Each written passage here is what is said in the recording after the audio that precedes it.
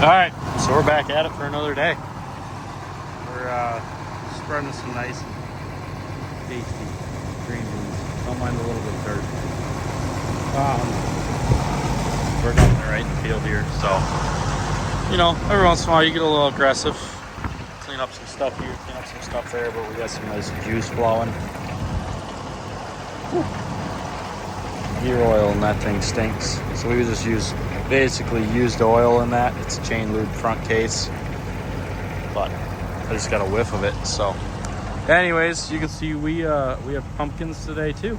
So it's September 24th, and yeah, we're getting after it. So we almost have this field, or probably, I'd say we almost have this field down. We're probably, by the end of this, we'll be half to 2/3 of the way across it,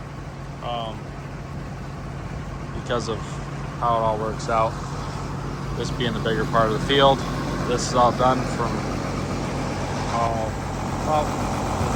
tractor over. But yeah, anyways, nice day out. So we're gonna keep getting it. See where we end up. All right, so we were on our last load, but another load of green beans just showed up. So yeah, this is kind of not really a slow process, but depending on how those are running. So there's another load right there.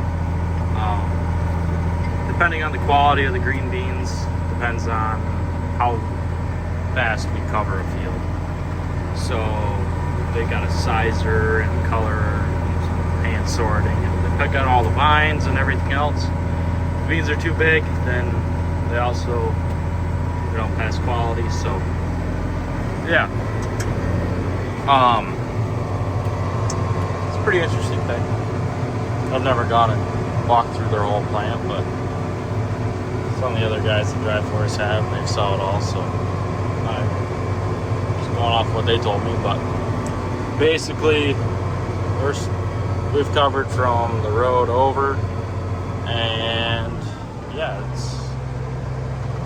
we're getting there. I mean, it's probably 6, 7, well, no, never mind. It's probably more like 4 or 5 acres. So, but we'll get started and start spreading.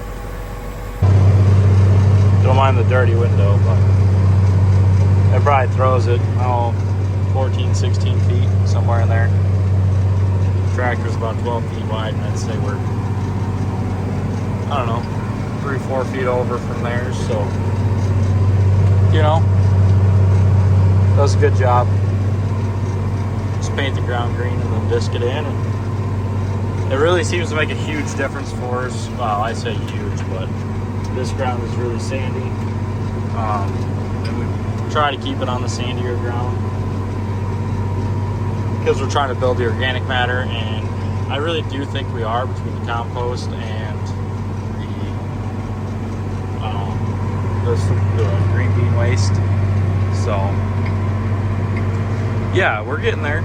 We're turning it into something.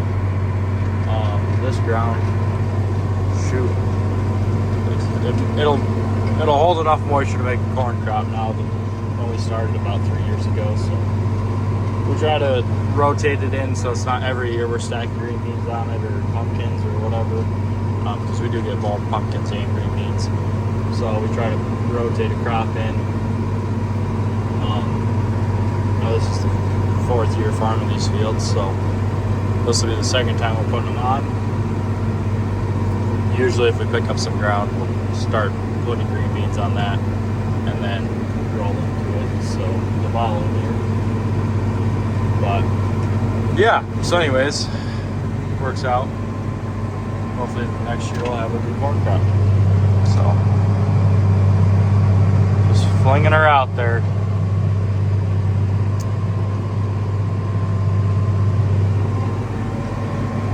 Someday this thing might actually steer itself, though. That'd be kind of cool.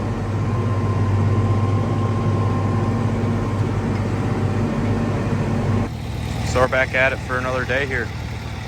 And we're going to go out and desiccate some soybeans, or what's supposed to be soybeans. that's a soybean field. And I don't know if you can tell or not, but you can't really see them. So yeah, I'm not a big fan of desiccating beans. One, because we're far enough north that a frost usually will kill anything and it'll even out the beans. Granted, we haven't even started combining yet, which now we'll probably 2 days away. Got some work to do with the combine, doing some oil changing and stuff like that. Granted, we've never ran the combine, so who knows how long it's really going to take us to get started. Well, I have ran it on 10 acres. I should say that. But yeah, so we, here, I'll walk over here. You can see how this is actually. So what we learned this year was that we are two-passing everything no matter what, because you can see where I had a little extra in the tank and I went around this field, and you can see soybeans. The rest of the field, Palmer amaranth and some red root and water hemp and everything else. So yeah, learned a lesson. It was a trial to see if we could get away with it, because actually when I went and sprayed that, there wasn't any real weed control or weed pressure, but I don't know, it is what it is. Here we are, so we're gonna smoke it off and wait our 15 days, have a good time. So, but hopefully today's Tuesday, hopefully by the end of the week, we are combining full steam ahead. We got soybeans that are ready, just about. There might be 1 or 2 green plants out there, and that's not gonna stop us. So, a couple neighbors have gotten started, but you know, we weren't ready, per usual.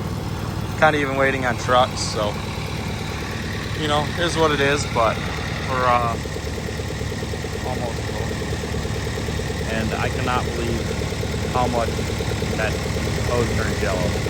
So that's only probably got a 6 or 8 tank loads through it, and it's already yellow. And I haven't sprayed a yellow chemical in 4 years, 3 years. So I don't know where it all comes from, but this tank's had a couple 100,000 gallons through it. So all right, it's almost full, so I gotta pay attention. All right, so as you can see, pretty thick out here. Not all of it is this bad. Just really this section, there's probably 50 acres out here that just got hammered. A lot of it kind of looks like that over there. So it is what it is. We're dealing with it. Quack grass is just as bad out here by the looks of it. So, wow. All right. Anyways, figured I'd just show you. I gotta get back to following my line, so just hand steering. All right. So as you can see, it's not all that bad. I probably shouldn't even be spraying this, but well, I'm making my way that way, so might as well. I'm only gonna probably end up spraying 2 batches, because the east end of this field isn't nearly as bad either. It's a lot like this, kind of sporadic, but I get sections like this that are pretty heavy. She's gonna grind through a little bit, so, but that side of the field's not nearly as bad, so we're just gonna let her fly. But something about that section there, it's a little bit heavier clay. I think that's part of it. But soybeans just aren't as good either. Couldn't canopy, you know, all the things. So this year, my goal is to not rut anything up and go mostly no-till. That's the goal. Is my goal gonna work? No idea.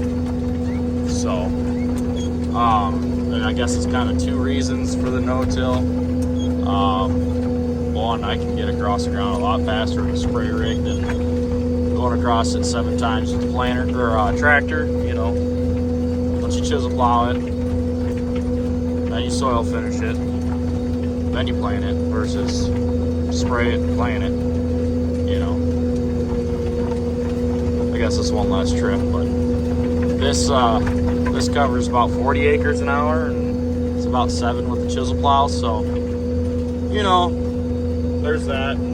somewhere in the 20-hour range with the soil finisher, or 20 acres an hour range with the soil finisher. So, I mean, you start kind of doing that math and going, well, I can get a lot more done in a lot less time. Granted, it's probably not any cheaper cost-wise to spray versus soil finish, chisel plow. You save on diesel, but you spend on chemicals, so it's really what the time boils down to. But yeah, so that's kind of the whole thought process. I don't know if it's good or bad, but it seems like we get better weed control on our no-till ground anyways. So I think we can get after the weeds a little bit earlier. Now, we've never, I guess I say it like this, I've never got into post-plant, pre-emerge spraying on tilled ground. We did it one year, and I can see exactly where the sprayer runs through the field because we're running no GPS, so it kind of worked out to the point of, you know, if you fall off the row, and on 15-inch soybeans, it's really hard to stay on the row anyways, or in between the rows with 12-inch wide tires. So there's a problem there in its own. But yeah, I don't know. I'm just not sold on it because I had no germination on that corn that I had ran over, so I don't think that's any good either. I think it costs you just as much as anything, so we like to wait till they're up, but by the time we're rolling, you start looking at dates and stuff on sprays and timing and everything. It's hard to get over this twice. Alright, so we're just rinsing out. I've sprayed the boom out a couple times, so just had a little extra water, so we're letting her run out. And she's done for the year. She ended up with 3287. That's how many acres we sprayed. So sprayed 65 today. But yeah, and we put 57,000 gallons through it. So I mean, for this old girl, so that's pretty good. She's been working hard. So, I mean, really and truly, 3,200 acres on this isn't a lot, but as much road running as we do is a lot. If we were trying to do more with this sprayer, or if we were maxed out on what you could really buy for a sprayer, acreage-wise, you know, it'd probably make more sense if we were trying to get across 600-700 acres a day. I could probably do that with a bigger self-propelled by myself, the way we have it set up. If you were pushing for more than that, I don't think it'd be possible without having a tender for us, just because of how spread out we are. But yeah, I mean, if we get any more spread out, then, you know, maybe that's something we'll look at. But this is probably next on the chopping block for upgrades. So, if not, corn planter. It might be, I don't know. We might be getting rid of both planters and shading up for a 16-row just because we did buy a 16-row corn head over there. So, get her figured out. Man, I put a lot more water in here than I thought I did. So, it's all right. It's fire prevention for this area because, you know, we haven't had an inch of rain in, a month and a half now? 2 months? I think the last time we got an inch was the middle of August, and it's September 30th. Oh, I don't even actually know when the last time we got like a real good rain. We did get 4/10 the other day, about a week and a half ago, but when you're behind inches, it don't matter. So, but we could be worse off. Could be a lot worse. We really and truly, the crop looks pretty good. I think we're gonna have some small beans. Is what it is. You know, can't do much about that. August was dry. That's where all your bean fill comes in. But granted, we probably could have got some into September this year, just the way the weather's been, because I think it's gonna be 80 today, and it's September 30th. So yeah, is what it is. We're just about out of water. Must have had probably 150, 200 gallons on, but doesn't hurt anything. I was also trying to get the fire truck empty, so yeah, let's get it rolling.